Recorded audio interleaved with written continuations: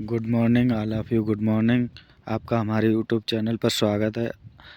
और अभी तक आपने हमारा चैनल सब्सक्राइब नहीं किया तो आप हमारे चैनल को सब्सक्राइब ज़रूर कर लीजिए और साथ में बेल आइकन वाले घंटी को प्रेस कर लीजिए, जिससे कि आपके पास हमारे नए वीडियो का नोटिफिकेशन पहुंचता रहे। कल हमने कोविड-19 के क्वेश्चन पढ़े थे 22 और 22 से आज हम आगे के क्वेश्चन पढ़ेंगे। 22 से ही शुरुआत करेंगे। और हाँ, ये question MP CHO, UP CHO, Bihar CHO, Rajasthan CHO, staff nurse, nursing officer, CRPF और हरियाणा CHO, एम्स, नॉर्सेट 8 सभी के लिए अति महत्वपूर्ण क्वेश्चन होंगे। NM, GNM, UP, SSSC, ANM और ग्रुप 5 व्यापम MP ग्रुप 5 और सभी के लिए अति महत्वपूर्ण। और आने वाली नर्सिंग परीक्षाएं जो हैं उनके लिए सभी परीक्षाओं के लिए अति महत्वपूर्ण क्वेश्चन होंगे। इसलिए आप इन क्वेश्चनों को एक बार नहीं 10 बार देखिए कम से कम। इस वीडियो को 10 बार देखिए। 3 वीडियो बनाए हुए हैं हमने। एक पहले बनाया था, एक दूसरा कल बनाया है, परसों बनाया था, एक आज बना रहे हैं। इसलिए आप हमारे 3 वीडियो में सारे क्वेश्चन हैं, लगभग 50 क्वेश्चन हैं कोविड-19 के। इससे कोविड-19 के क्वेश्चन एक भी इसमें से छूट नहीं सकता है आपका। इसलिए आप इन क्वेश्चनों को रट लें, किताब पे नोट कर लें और बार बार वीडियो को देखते रहें, जिससे कि आपको ये क्वेश्चन रट जाएं। चलिए बिना किसी देरी के हम क्वेश्चन की शुरुआत करते हैं। क्वेश्चन नंबर 22 पढ़िए और उसका आंसर बताइए। Question number 22। कोविड-19 के कुछ सामान्य लक्षण समान हैं। Some of the common symptom of कोविड-19 are similar. Scabies, asthma, cholera, influenza. तो इसका राइट आंसर होगा डी सही, इन्फ्लुएंजा के समान है। कोविड-19 के कुछ जो सामान्य लक्षण हैं वो इन्फ्लुएंजा वायरस के समान हैं। इसका राइट आंसर डी सही होगा। Next question. निम्नलिखित में से कौन सी बीमारी कोरोना वायरस से संबंधित है? निम्नलिखित में से कौन सी बीमारी कोरोना वायरस से संबंधित है? Which of the following disease is related to coronavirus? Severe acute respiratory syndrome (SARS), Middle East respiratory syndrome MERS, both A and B। तो इसका राइट आंसर सी सही है, C. Both A and B दोनों जो है बीमारी वो corona virus से संबंधित हैं। Next question. Question number 24। Covid उपचार इकाई में उच्च स्पर्श वाली सतहों को हर बार कीटाणु रहित किया जाना चाहिए। In COVID treatment unit high touch surface should be disinfected every 2 to 4 hourly, 1 to 2 hourly, 3 to 4 hourly, 6 to 8 hourly. इसका राइट आंसर सही होगा बी। इसका राइट आंसर बी सही है, 1 to 2 hourly. Right answer B सही है। Next question. निम्न में से कौन सी वैक्सीन 12 से 14 वर्ष तक के बच्चों को दी जा रही है? Which of the following vaccine is being given to children in the age group of 12 to 14 years? कौन सी वैक्सीन है जो 12 से 14 वर्ष के बच्चों को दी जा रही है? Covishield, Covaxin, Corbevax, none of the above. तो इसका राइट आंसर सी सही है, सी। कोरवैक्स वैक्सीन जो है 12 से 14 वर्ष के बच्चों को दी जा रही है। Next question. Question number 26।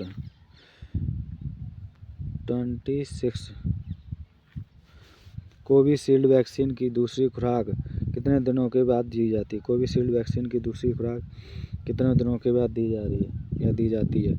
After how many day is the second dose of Covishield vaccine given? 28 दिन, 60 डे या 84 डे, 48 डे। यानी 28 दिन, 60 दिन, 84 दिन, 45 दिन। तो इसका राइट आंसर सी सही है, सी। 84 दिन के बाद कोविशील्ड वैक्सीन की दूसरी खुराक दी जाती है। 84 दिनों के बाद दी जाती है कोविशील्ड वैक्सीन की दूसरी खुराक। कोविड-19 वैक्सीन किस रूट के माध्यम से दी जाती है? Through which route is the covid vaccine given? Intradermal, subcutaneous, intramuscular, intravenous. तो कोविड-19 वैक्सीन की किस रूट के माध्यम से दी जाती है? इसका राइट आंसर सही होगा सी, इंट्रामस्कुलर के माध्यम से दी जाती है। IM के रूट के माध्यम से कोविड-19 वैक्सीन का जो रूट है देने का या माध्यम है वो जो है इंट्रामस्कुलर है। IM के माध्यम से कोविड-19 वैक्सीन दी जाती है।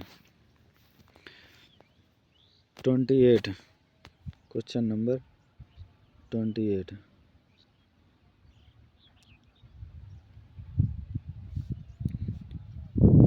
लड़कियों में यौवन के विकास का सही क्रम है।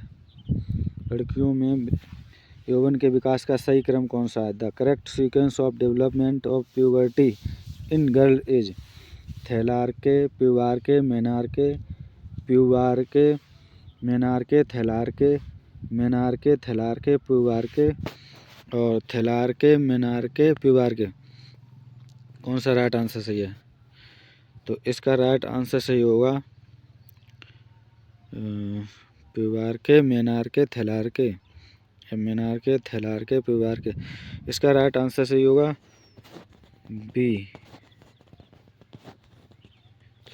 ए। इसका राइट आंसर ए सही है। थैलार्के, प्यूबार्के, मेनार्के करेक्ट। लड़कियों में यौवन के विकास का सही क्रम है थैलार्के, प्यूबार्के और मेनार्के यानी TPM। ये शॉर्टकट है TPM यानी थैलार्के, प्यूबार्के, मेनार्के। TPM। तिब्बत पुलिसमैन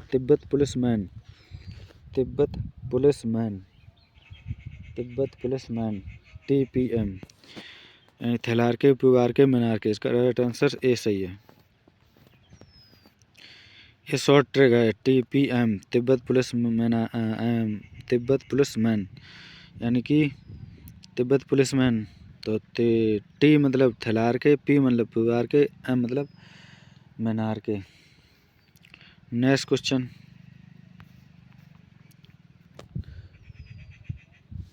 29।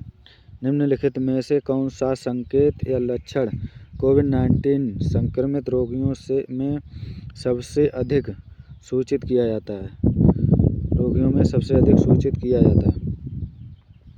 निम्नलिखित में से कौन सा संकेत या लक्षण कोविड-19 संक्रमित रोगियों में सबसे अधिक सूचित किया जाता है? ऐसा कौन सा लक्षण है जो जिससे पता चलता है हमें कि कोविड-19 है? इसमें कोविड-19 है, इस रोगी में कोविड-19 डिसीज से ये व्यक्ति कोविड-19 डिसीज से ग्रसित है। तो which of the following sign या symptom is most commonly reported among कोविड-19 इन्फेक्टेड पेशेंट? हम कैसे पता करेंगे कोविड-19 का साइन एंड सिम्टम? किस साइन एंड सिम्टम से पता करेंगे कि कोविड-19 हुआ है? Fever, weakness, short throat, running nose. इसका राइट आंसर सही होगा ए।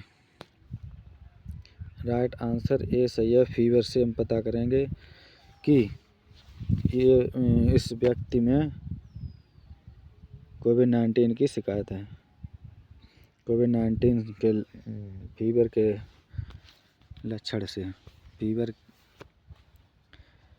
हम पता करें कोविड-19 को सबसे अधिक सूचित किया जाता है। रोगियों में सबसे अधिक सूचित किया जाता है वो फीवर से। नेक्स्ट क्वेश्चन कोविड-19 वैक्सीन कितने तापमान पर संरक्षित की जाती है? कोविड-19 वैक्सीन कितने तापमान पर संरक्षित की जाती है, स्टोर की जाती है। At what temperature is the covid vaccine preserved? 102 degree centigrade, 2 से 8 डिग्री सेंटीग्रेड, -2 से -8 डिग्री सेंटीग्रेड या -20 डिग्री सेंटीग्रेड।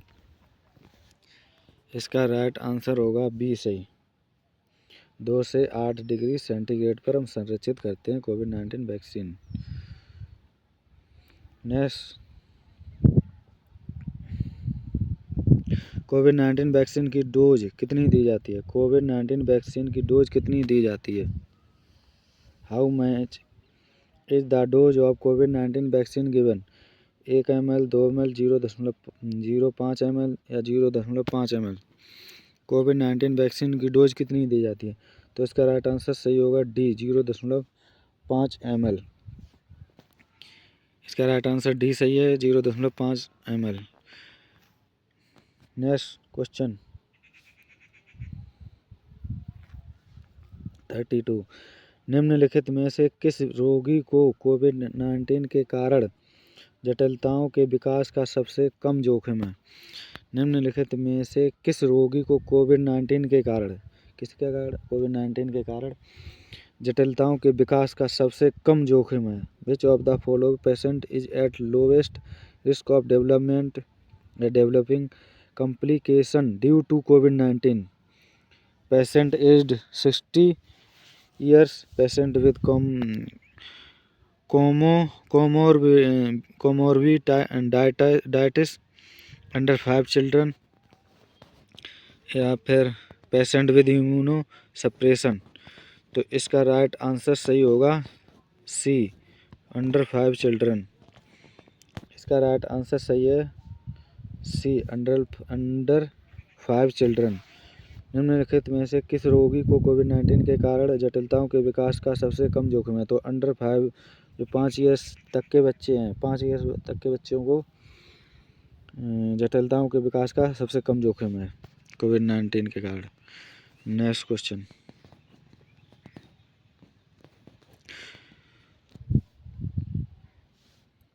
33। कोरोना वायरस की शुरुआत किस देश से हुई थी?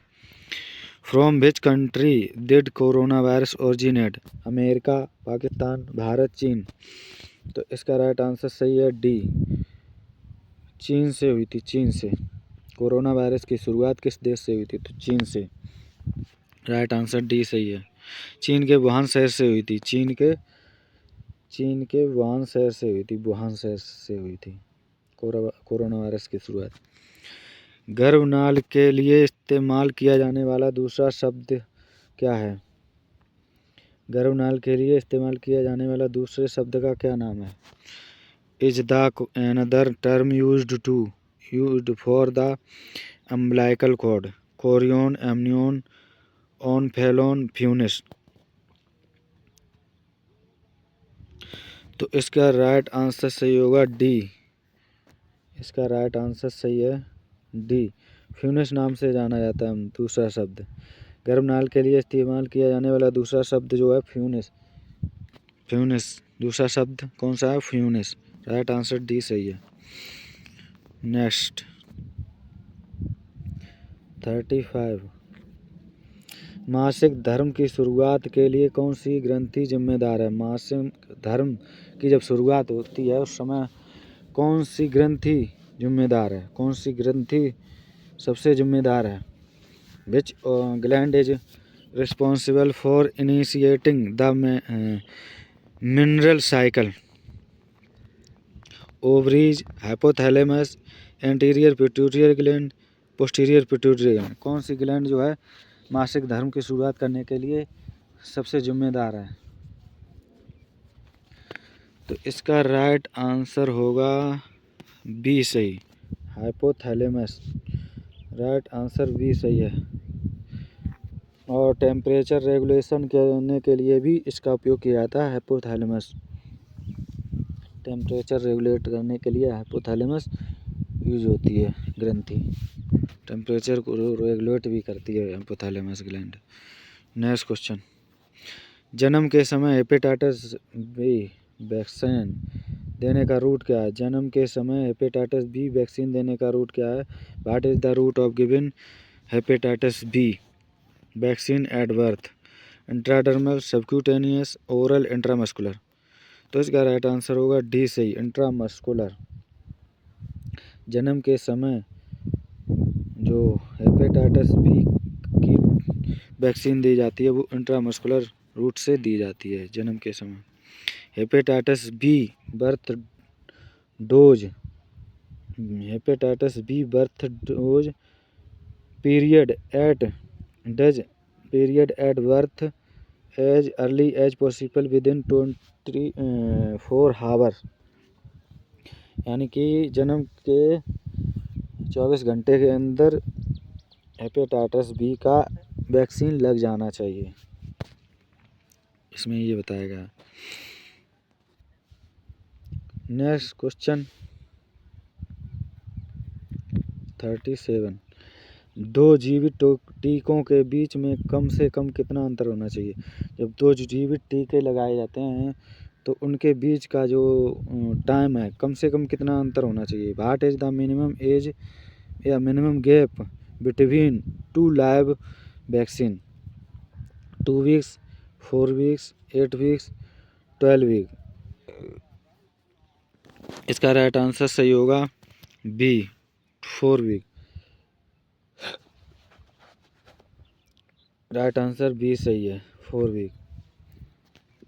और हाँ, हमारे चैनल को जिसने भी अभी तक सब्सक्राइब नहीं किया है, आप हमारे चैनल को सब्सक्राइब करिए और हमारे चैनल का सब्सक्राइब का जो 50 सब्सक्राइब का वो है वो पूरा कराइए।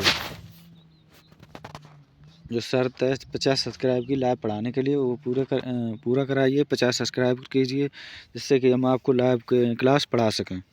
हम क्लास आपको लाइव पढ़ाएंगे ज़रूर। आप हमारे चैनल को सब्सक्राइब कीजिए। और हमारे द्वारा क्वेश्चन पढ़ाए गए क्वेश्चन हमारे द्वारा वो बहुत ही अति महत्वपूर्ण क्वेश्चन होंगे और आने वाली परीक्षाओं में एकदम सटीक क्वेश्चन वही रखे जाएंगे जो हम आपको पढ़ा देंगे और उससे बाहर जाएंगे ही नहीं क्वेश्चन।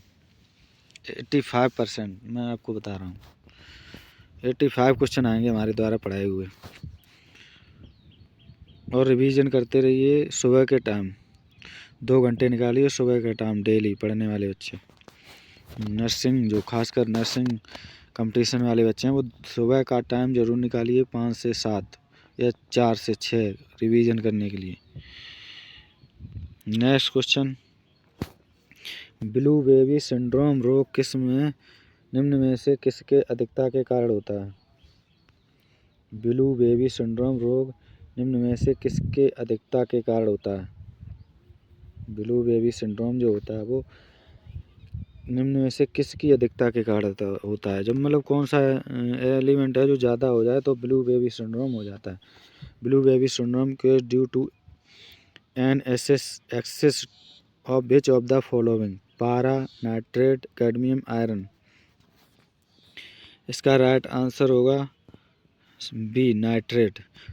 जब नाइट्रेट की अधिकता हो जाती है उस समय ब्लू बेबी सिंड्रोम के सिम्टम दिखाई देते हैं या ब्लू बेबी सिंड्रोम रोग हो जाता है ब्लू नाइट्रेट की अधिकता के कारण। Next question, note the most common cause of blue baby syndrome is water content with nitrate. जब वाटर कंटेंट में नाइट्रेट की मात्रा ज़्यादा हो जाए उस समय ब्लू बेबी सिंड्रोम होने का खतरा रहता है। यानी उस समय जब नाइट्रेट की मात्रा अधिक हो जाए वाटर में। Infant methaemoglobinaemia is also called blue baby syndrome. Infant methaemoglobinaemia is also called blue baby syndrome. यानी कि जब इसको ही हम क्या कहते हैं? Blue baby syndrome. मिथेमोग्लोबिनेमिया को ही ब्लू बेबी सिंड्रोम कहा जाता है। It is a condition where a baby's skin turn blue. मतलब बेबी की स्किन जो है इस कंडीशन में बेबी की जो स्किन है वो कैसी हो जाती है, रेड से या पिंक से ब्लू हो जाती है जब नाइट्रेट की मात्रा अधिक हो जाती है तब। नेक्स्ट क्वेश्चन, इंटीरियर फॉन्टेनल को और किस नाम से जानते हैं या जाना जाता है? What is the interior fontanelle known by? What is the interior fontanelle known by? Lambda, delta, bregma, gamma. Interior तो इसका राइट आंसर सही होगा ब्रैग्मा। राइट आंसर सही होगा सी, ब्रैग्मा के नाम से जाना जाता है। What is the interior fontanelle known ब्रैग्मा।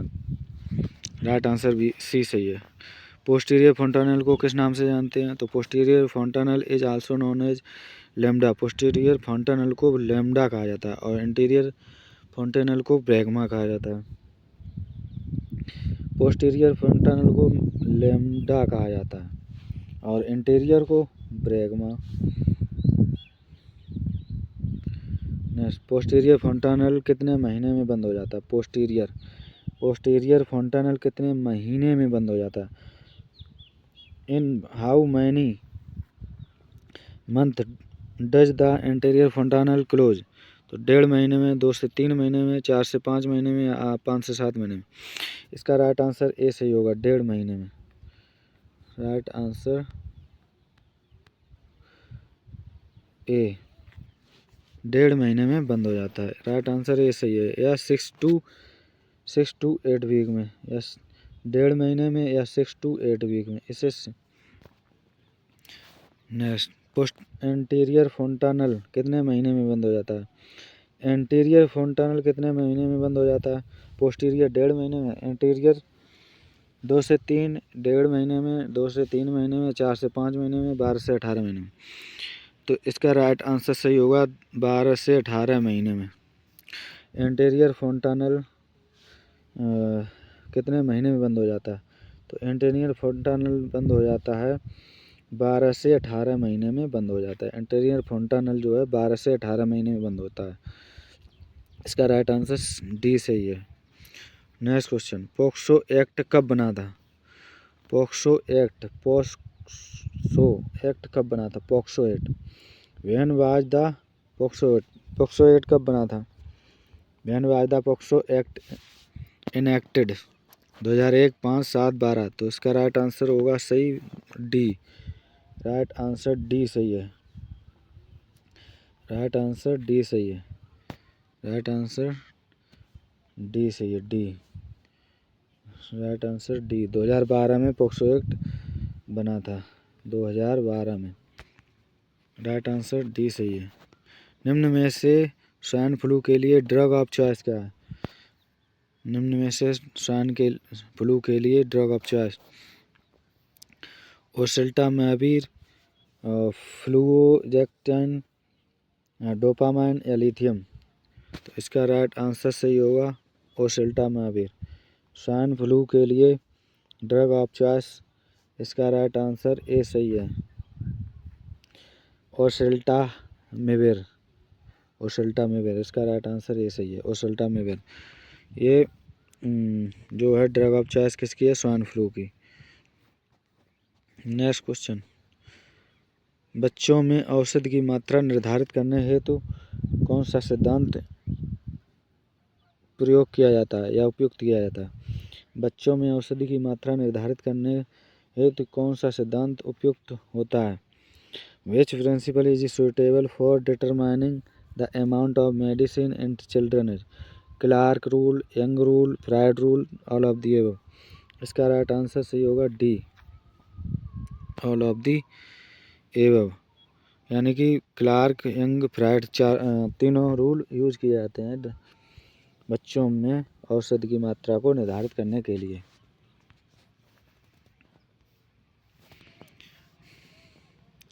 Next, मानव जनित पर्यावरण प्रदूषण क्या कहलाते हैं? मानव जनित पर्यावरण प्रदूषण क्या कहलाते हैं? What is man made environmental pollution called? मानव जनित पर्यावरण प्रदूषण जो है क्या कहलाते हैं? एंटीबायोटिक्स, पैराबायोटिक, एंथ्रोपोजेनिक या ह्यूमेलिन? इसका राइट आंसर सही होगा सी, एंथ्रोपोजेनिक। मानव जनित पर्यावरण प्रदूषण क्या कहलाते हैं? एंथ्रोपोजेनिक कहलाते हैं। एंथ्रोपोजेनिक राइट आंसर सी सही है। सम इम्पोर्टेंट फॉर कोविड-19 वैक्सीन। सम इम्पोर्टेंट पॉइंट्स हैं किसके लिए? कोविड-19 वैक्सीन के लिए। वाई WHO के द्वारा यदि आप गर्भवती हैं तो भविष्य में गर्भवती होना चाहती हैं या वर्तमान में स्तनपान करा रही हैं तो टीका लगवाना आपके और आपके वर्तमान बच्चे या भविष्य के परिवार की सुरक्षा के लिए महत्वपूर्ण है। दुनिया भर में कई लोगों को अब गर्भवती या स्तनपान कराने के दौरान कोविड-19 के खिलाफ टीका लगाया गया है और उनके या उनके बच्चों के लिए कोई सुरक्षा की चिंता की पहचान नहीं की गई है। वास्तव में गर्भवती होने पर टीका लगवाने से आपके बच्चे की सुरक्षा में मदद मिलती है। यानी कि अगर गर्भवती टीका लगवा रहे हैं तो आपके बच्चे की सुरक्षा में मदद मिलती है। आपके बच्चा जो है सुरक्षा करने में उसकी मदद मिलती है। तो यदि आप स्तनपान के दौरान टीका लगवाती हैं तो ऐसा भी हो सकता है यदि आप अपनी नियुक्ति के दिन मासिक धर्म कर रहे हैं तब भी आपको टीका लगवाना चाहिए। यानी कि यदि आप अपनी नियुक्ति के दिन मासिक धर्म कर रहे हैं या जब मासिक धर्म आ रहा है तब भी आप टीका लगवा सकते हैं। यदि आपकी आयु 60 वर्ष से अधिक है और आपको सिनोवैक या सिनोफार्म का टीका लगाया गया है तो आपको 3 से 6 महीने के बाद तीसरी खुराक दी जानी चाहिए। यदि आप आयु यानी आप 60 वर्ष से अधिक आपकी उम्र है और आपको सिनोवैक या सिनोफार्म का टीका लगाया गया है तो आपको 3 से 6 महीने के बाद तीसरी खुराक लगवानी चाहिए। कुछ लोगों को कोविड-19 का टीका लगवाने के बाद हल्के दुष्प्रभाव का अनुभव होगा। कुछ जो लोग हैं उनको कोविड-19 का टीका लगवाने के बाद दुष्प्रभाव देखने को मिलेंगे। और कोविड-19 टीकों के सामान्य दुष्प्रभावों में जैसे कोविड-19 के जो टीकों के सामान्य दुष्प्रभाव हैं वो है बुखार है, सिर दर्द है या शरीर में दर्द है या बाहों में दर्द है शामिल हैं। ये मतलब लक्षण है दुष्प्रभाव के। अप्रैल 2022 तक WHO ने मूल्यांकन किया। अप्रैल 2022 तक WHO ने मूल्यांकन किया है कि कोविड-19 के खिलाफ निम्नलिखित टीकों ने सुरक्षा और प्रभावकारिता के आवश्यक मानदंडों को पूरा किया है। मतलब टीकों ने सुरक्षा और प्रभावकारिता के आवश्यक मानदंडों को पूरा कर लिया है कोविड-19 के खिलाफ। एस्ट्राजेनेका या Oxford vaccine, Johnson and Johnson, Moderna, Pfizer या BioNTech, Sinopharm, Sinovac, Covaxin, Covax, Covovax, Novaxovid, CanSino, ये सभी जो हैं मानदंडों को इनको पूरा किया है। कोवैक्सीन जो है कोवैक्सीन डेवलप्ड हुआ था किसके द्वारा? भारत बायोटेक के द्वारा कोलैबोरेशन में किसके साथ? The Indian council of medical research ICMR के साथ, Indian council of medical research के साथ and national institute of virology के साथ।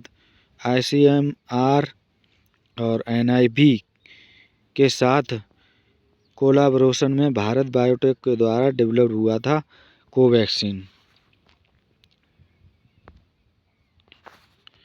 द भारत बायोटेक कोविड-19 कोवैक्सीन, जब भारत बायोटेक कोविड-19 Covaxin will be given in to you as an injection into the deltoid muscles of the upper arm। Bharat biotech कोविड-19 Covaxin जो होती दी जाती है आपको इंजेक्शन के द्वारा इन द डेल्टॉइड मसल्स में ऑफ द अपर आर्म, मतलब अपर आर्म की डेल्टॉइड मसल्स में इंजेक्शन को दिया जाता है आपको, वो भी कोविड-19 भारत बायोटेक कोविड-19 वैक्सीन के द्वारा। थैंक यू, आज के लिए इतना ही। और हम आज ये क्वेश्चन कोविड-19 के ख़त्म हो गए हैं। अब चाइल्ड हेल्थ नर्सिंग पढ़ेंगे, कम्युनिटी हेल्थ नर्सिंग के क्वेश्चन कल से कराएंगे हम, कम्युनिटी हेल्थ नर्सिंग के। और हम चैप्टर वाइज अभी करा रहे हैं क्वेश्चन, चैप्टर वाइज जब चैप्टर वाइज क्वेश्चन ख़त्म हो जाएंगे उसके बाद प्रीवियस ईयर के क्वेश्चन कराएंगे। प्रीवियस ईयर क्वेश्चन जैसे रेलवे के प्रीवियस ईयर्स, यूपी NHMCH हो गए, MP NHMCH हो, राजस्थान CH हो, ये सभी क्वेश्चन मतलब जितने भी प्रैक्टिस सेट हैं वो सारे प्रैक्टिस सेट आपको वीडियो के माध्यम से आप तक पहुंच जाएंगे। इसलिए हम कह रहे हैं आपको हमारे चैनल को जल्दी से जल्दी सब्सक्राइब कर लीजिए, जिससे कि आप हमारे वीडियो को देखें और आप अपने एग्ज़ाम में पास हो जाएं अच्छे नंबरों से और अच्छी गारंटी के साथ। अब अगर आपने हमारे सारे वीडियो देख लिए तो कम से कम 85% हमारे द्वारा क्वेश्चन पढ़ाए हुए आएंगे। 85% प्लस क्वेश्चन हमारे द्वारा पढ़ाए हुए आएंगे, तो हम वही क्वेश्चन पढ़ाएंगे जो मतलब हर साल आते हैं। प्रीवियस ईयर के क्वेश्चन हम करा रहे हैं और चैप्टर वाइज के क्वेश्चन तो करा ही रहे हैं, जिसमें कोई भी क्वेश्चन नहीं छूटेगा। और वो अगर चैप्टर वाइज भी पढ़ लिया आपने तब भी आप 85 प्लस जाएंगे। और साथ में रीजनिंग, मैथ, GK, इंग्लिश और कंप्यूटर सभी के क्वेश्चन एक वीडियो आपको पहुंचाते रहेंगे। इसलिए हम कह रहे हैं आप हमारे चैनल को जल्दी से जल्दी क्राइटेरिया पूरा कराइए 50 सब्सक्राइबर का, और हम आपको जिससे कि आपको हम लाइव क्लास पढ़ा सकें। आज के लिए इतना ही। जय हिंद, जय भारत। तब तक के लिए आप अपना ख्याल रखिए। कल फिर मिलेंगे इसी समय पर। जय हिंद, जय भारत।